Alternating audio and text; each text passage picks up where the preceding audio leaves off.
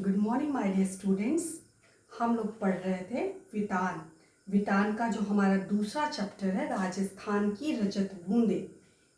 इस पाठ के लेखक का क्या नाम है? अनुपम मिश्र। यह पर्यावरण संबंधित लेख है कि किस प्रकार राजस्थान में अथक प्रयत्न के परिणाम स्वरूप जो है वहाँ के लोग किस प्रकार कुएं का निर्माण करते हैं और कुएं का निर्माण करने के उपरांत किस प्रकार उन्हें पानी की जो मीठे स्वाद युक्त पानी की किस प्रकार प्राप्ति होती है। तो उस पर इससे पहले हम लोगों ने चिजारू जाति के विषय में पढ़ा, उनका अथक प्रयत्न पढ़ा। हमने कुएं और कुएं के विषय में बताया कि कुआं क्या होता है, कुएं क्या होता है। इसके साथ साथ हम लोगों ने क्लास में पढ़ा कि जो पानी होता है उसको पानी को लेखक ने तीन श्रेणी में, अनुपम मिश्र जी ने कुएं के विषय में बताया, कुएं के विषय नहीं पानी के विषय में बताया कि जो मिलने वहाँ पर प्राप्त जो पानी है, जल है, वह जल तीन रूपों में प्राप्त होता है। अनुपम मिश्र जी ने बताया कि राजस्थान में पानी जो प्राप्त होता है वह तीन रूपों में होता है। एक पानी, पहले जो प्रथम रूप पानी है उसको क्या कहते हैं? पहले रूप में पानी को बताए पालर पानी। पालर पानी मतलब कि जो हम पानी बरसात के द्वारा हमें प्रत्यक्ष रूप से पानी प्राप्त हो गया, नदी में नालों में जो आपको बहता हुआ धरातल पर बहता हुआ पानी दिखाई देता है उसको क्या कहते हैं? पालर पानी। पालर मतलब प्राप्त हो गया, बरसात के माध्यम से हमें डायरेक्ट जो प्रत्यक्ष रूप से प्राप्त हो गया। दूसरे पानी के विषय में बताया पाताल पानी। पाताल पानी मतलब जो बरसात के द्वारा या भूगर्भ के द्वारा, भूगर्भ मतलब जमीन के अंदर जो पानी स्थित है और खुदाई के द्वारा, खुदाई के माध्यम से उसको पानी हम प्राप्त करते हैं, तो उसको लेखक ने नाम क्या दिया कि पाताल पानी। चूंकि पाताल जमीन के अंदर से खुदाई करने के उपरांत प्राप्त होता है इसलिए इसको क्या कहते हैं? पाताल पानी। तो दूसरा हो गया। तीसरा क्या है? तीसरा पानी होता है रेजाड़ी पानी। तो यह रेजाड़ी पानी के विषय में हमें पढ़ना है कि पाताल पानी और पालर पानी, पालर पानी और पाताल पानी के बीच में जो होता है वो रेजाड़ी पानी होता है। तो उसमें क्या होता है कि पानी बरसता है, लेकिन वह पानी बरसता है तो वह नीचे तो जाता है, जमीन के अंदर समाता तो है, लेकिन वह नीचे जो भूगर्भ यानी पाताल में वो समाहित नहीं हो पाता, तो वह कहीं ना कहीं बीच में सिमट करके रह जाता है। उसी पानी को हम रेजाड़ी पानी कहते हैं। और क्या होता है कि जो पानी बरसात होती है, हमने बताया था कुएं की संरचना के विषय में, कुएं की संरचना कैसी होती है और किस प्रकार खड़िया पट्टी की जो परत, कुएं में जो खड़िया पट्टी की जो परत होती है वह परत बरसात के पानी को अवशोषित तो कर लेती है, लेकिन वह नीचे भूगर्भ में उसको समाने से रोकती है। तो वहाँ किस प्रकार जो है रेजा से नापा जाता है कि कितना अंगुल पानी जमीन के द्वारा अवशोषित किया गया, उतना रेजा बारिश हुई।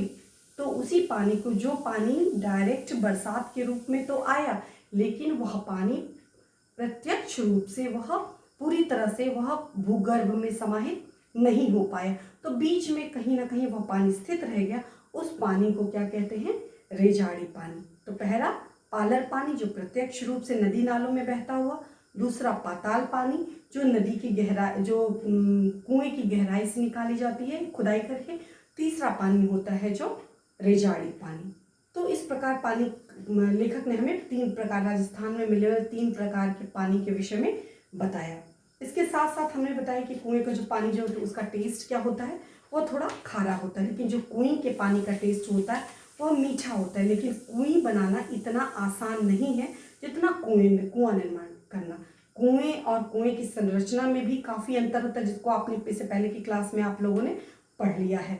इसके आगे भी हम लोग पढ़ते रहेंगे, लेकिन अभी जो पिछला पढ़ा उसको हम लोग एक बार रिवाइज करते चलेंगे। इस विशिष्ट रेजाड़ी को समेट सकने वाली कुएं बनाना सचमुच एक विशिष्ट कला है। बताते कि कुएं निर्माण करना, बता दिए कि कुएं का जो व्यास होता है वो कुएं की अपेक्षा कम होता है, तो कुएं निर्माण करना एक विशिष्ट बात है, मतलब एक अनोखी, एक अलग प्रकार की कला है। 4-5 हाथ के व्यास की कुएं को 30 से 60-65 हाथ की गहराई तक उतारने वाले चिजारों कुशलता और सावधानी से पूरी ऊंचाई नापते हैं। बताते कि व्यास इसका कम होता है, लेकिन गहराई कहीं भी किसी तरह से भी कम नहीं होती है। लेकिन चिजारो जाति के लोग बड़ी ही विशिष्टता के साथ, बड़ी ही कुशलता के साथ जो है खुदाई करते हैं और सावधानी का ध्यान रखते हुए सावधानी पूर्वक कुएं का निर्माण जो है वो करते हैं। तो उसके लिए एक विशेष प्रकार की जाति होती है जिसको चिजारो जाति के रूप से जाना जाता है। चेजा यानी चिनाई। चेजा का काम क्या, चिजारो जाति के लोग चेजा का काम यानी चिनाई का काम करते हैं, उसको चिजारो जाति कहते हैं। चिजारो जाति के लोग चेजा का काम करते हैं। चेजा मतलब चिनाई का काम। चिनाई मतलब कि जो कुआं होता है उस कुआं चाहे कोई भी चीज, तो उसको जो ईंट जोड़ करके उसको क्या कहते हैं, प्लास्टर किया जाता है, पक्का किया जाता है, उसी को कहते हैं चिनाई करना। मतलब दो ईंटों के बीच में जो दो ईंटें बने होते हैं, आपने देखा होगा कि चाहे कुआं बने चाहे घर बनता है तो इस प्रकार के अलग अलग ईंटें होते हैं। तो इन दोनों ईंटों को जोड़ने के लिए या ऊपर से इसको कवर करने के लिए आप देखते होंगे सीमेंट को, बालू को और भी मोरंग को इत्यादि मिलाकर के इसको जोड़ा जाता है। तो यही काम को क्या कहते हैं, चिनाई का काम। तो यह काम इतना आसान नहीं है जितना घर निर्माण इत्यादि में आसानी होती है। तो इसको बनाने के लिए वह स्पेशल विशेष प्रकार की जातियां ही होती जिनको चिजारो के रूप में जाना जाता है। तो यही कुएं का सबसे बड़ा प्राण ही होता है कि चिनाई करना।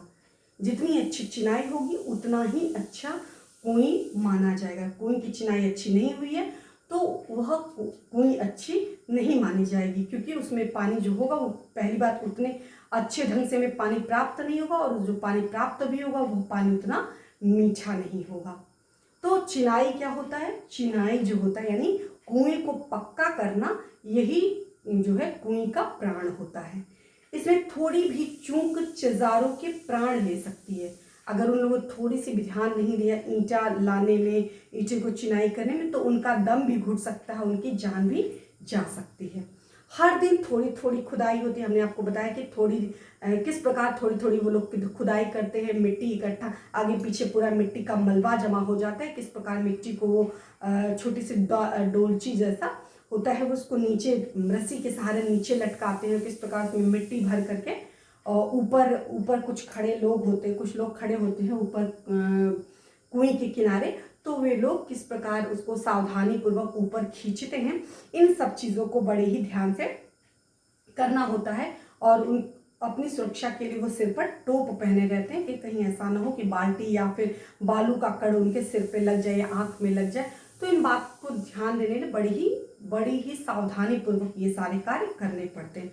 तो थोड़ी थोड़ी देर खुदाई होती है, मलबा जो भी मिट्टी मिलता है वो मिट्टी को बाहर निकाला जाता है, और उतना हिस्सा क्या किया जाता है, पक्का किया जाता है, यानी चिनाई की जाती है। डोल से मलबा निकाला जाता है और फिर आगे की खुदाई रोक कर अब तो हो चुके काम की चिनाई की जाती है, ताकि मिट्टी धसे नहीं। क्या करते हैं कि जितना दूर, मान लो सपोज ये आपकी कुएं, हमने आपको बता दिया था कि कुएं है, तो इतनी गहराई तक खुदाई हो गई, तो गहराई तक मान लीजिए इतनी गहराई तक खुदाई हो गई, तो इतने को पहले पक्का कर देंगे, इतने को पक्का करते चले जाएंगे, फिर उसके नीचे वाले हिस्से को पक्का करते चले जाएंगे। नहीं तो क्या होगा कि मिट्टी जो है वो घसक सकती है, नीचे की ओर जा सकती है, तो इससे जो है दुर्घटना होने के चांस बने रहते, प्रबल संभावना होती।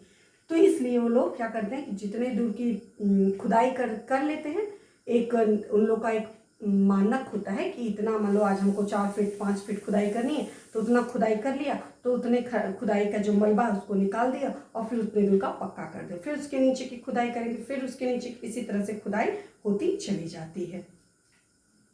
20-25 हाथ की गहराई तक जाते जाते गर्मी बढ़ जाती है और हवा भी कम होने लगती है। जब ऊपर मुट्ठी भर कर रेत नीचे तेजी से फेंकी जाती है, तो मरुभूमि में जो हवा रेत की विशाल टीलों तक को यहाँ से वहाँ उड़ा देती है, वही हवा यहाँ कुएं की गहराई में एक मुट्ठी रेत के उड़ने से लगती है, पसीने में नहा रहे चिड़वांजे को राहत दे जाती है।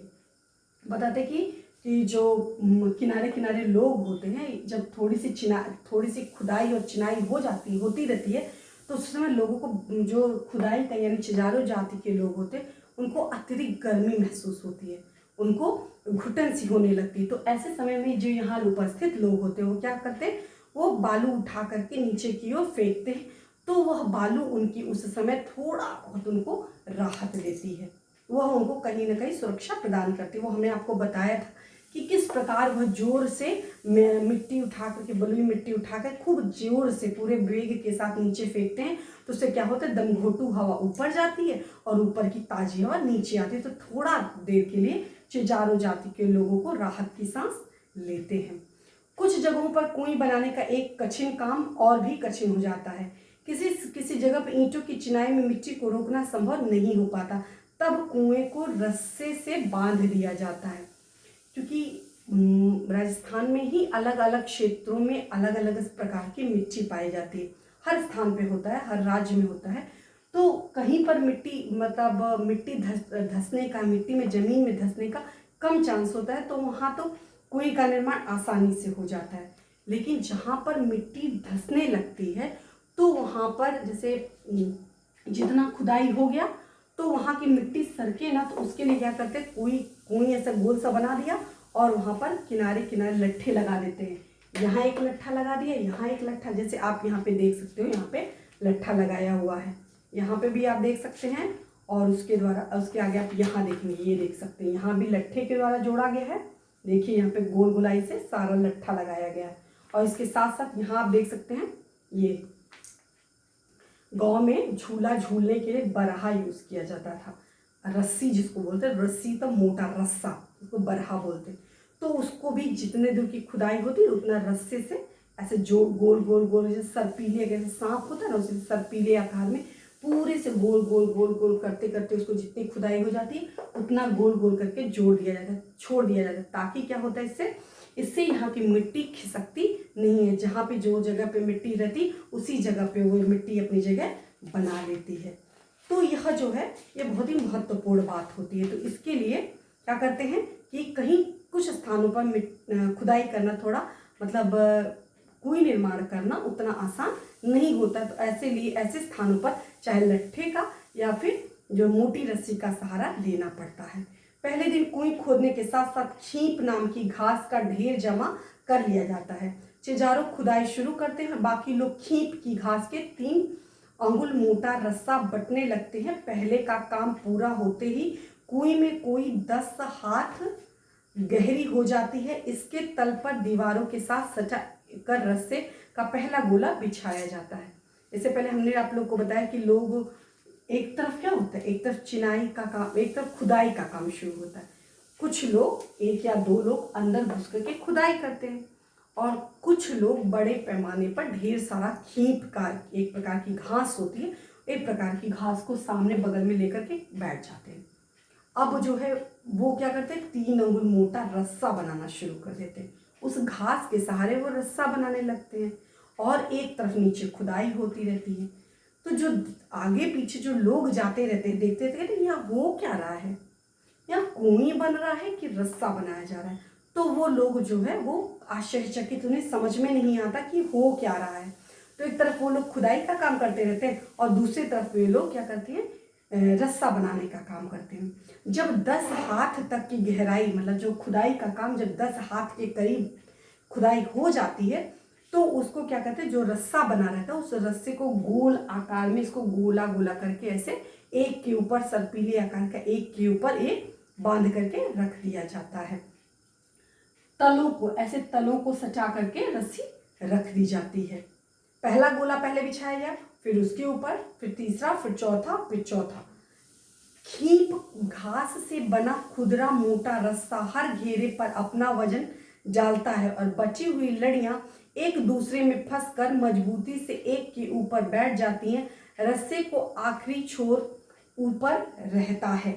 बताया कि एक गोला बनाया, ये जो खुदाई हुई, पहले एक गोला बनाया, फिर इसी के ऊपर फिर दूसरा गोला रखा, फिर इसी के ऊपर तीसरा गोला, फिर चौथा गोला, पांचवा, ऐसे ऐसे करते करते करते करते जितनी खुदाई होती वहां तक रखते, और जो लास्ट सिरा होता है वो लास्ट सिरा ऊपर की ओर छोड़ दिया जाता है। और ये रस्सा एक दूसरे से हटे ना, तो उसके लिए एक प्रकार का औजार होता है, औजार से इसको दोनों रस्सियों के बीच में ज्वाइंट कर दिया जाता है। इससे रस्सी इधर उधर कहीं भी भागने का जो खतरा होता है वह नहीं होता है। अगले दिन फिर कुछ हाथ मिट्टी खोदी जाती है और रस्से की पहले दिन जमाई गई कुंडली दूसरे दिन खोदी गई जगह सरका दी जाती है और ऊपर छूटी हुई दीवार पर अब नया रस्सा बांध दिया जाता है। रस्से की कुंडली को टिकाए रखने के लिए बीचों बीच में कहीं कहीं चिनाई भी करते हैं। जब नया अगला दिन नेक्स्ट डे आता है तो लोग क्या करते हैं, नेक्स्ट डे इस रस्सी को क्या, जो ऊपर की रस्सी है, ऊपर की रस्सी को, ये नीचे वाली रस्सी को थोड़ा थोड़ा नीचे नीचे खिसकाते जाते हैं और ऊपर जो है, ऊपर की जो स्पेस खाली होती जाती है उस पर फिर से नया रस्सा जो है वो खुदाई करते हैं, खुदाई हो जाती है, मलबा निकाल देते हैं, फिर उससे रस्से के द्वारा उसको फिर से एक जगह एक गोला होता है, गोला आकार, फिर से रस्से के द्वारा बांध देते हैं। मतलब कि एक रस्सा हुआ, फिर 2, फिर 3, ऐसे लेयर करते करते कई और लेयर जो है ऊपर तक एक परत दर परत जो गोलाकार का परत वो बनता चला जाता है। इससे क्या होता है, मिट्टी के खिसकने का जो है खतरा नहीं होता है। तो चूंकि जब सर्पीले आकार की आप रस्सी बांधोगे तो क्या होगा कि एक गोला, क्योंकि वजन होता है तो इसलिए वो अपने स्थान से भागता भी नहीं है, पहली बात। और दूसरी बात, चूंकि मतलब कहीं अगर डर भी होता है लोगों को कि कहीं वो अपना स्थान ना छोड़ दे, तो ऐसे समय में उसको हुक के द्वारा जोड़ दिया जाता है। और फिर भी अगर खतरा होता है तो कुछ कुछ स्थानों पर उसकी चिनाई कर दी जाती है, मतलब कुछ किसी चीज़ के सहारे उसको पूरा ज्वाइंट कर दिया जाता है ताकि वह अपना स्थान ना छोड़े। तो रस्से को कुंडली में जैसे सांप कुंडली मार करके बैठ जाता है, उसी तरह से वहाँ पर रस्सी को कुंडली मार करके बैठा दिया जाता है और चिनाई थोड़े थोड़े स्थान पर चिनाई की जाती है। इस प्रकार कुएं का निर्माण किया जाता है। तो यहाँ तक हम लोगों ने क्लास में पढ़ा है। आगे की स्टोरी, आगे का जो कुएं निर्माण की प्रक्रिया है, इस कुएं निर्माण की प्रक्रिया हम लोग नेक्स्ट क्लास में पढ़ेंगे। सो आई होप आप लोग को ये पूरा पार्ट ऑलरेडी पढ़ाया जा चुका है, आपको समझ में आ गया होगा। लेकिन एक बार पुनः आप लोग इसको जब आप पढ़ेंगे तब आप लोगों को आसानी से समझ, क्लास में हम आपको बताएंगे, लेकिन आप लोग इसको पूरे पाठ को एक बार पुनः पढ़ लीजिएगा। और कहीं से भी अगर कोई आपको असुविधा होगी, जो नहीं समझ में आया होगा, वो हम आपको क्लास में आपका डाउट क्लियर कर देंगे। तो आई होप जितना अभी तक हम लोगों ने पढ़ा होगा वो वहाँ तक आज का क्लास पढ़ने के बाद आपका कॉन्सेप्ट जो है वो क्लियर हो जाएगा। बाकी लाइव क्लास में आप लोग पूछ सकते हैं। धन्यवाद।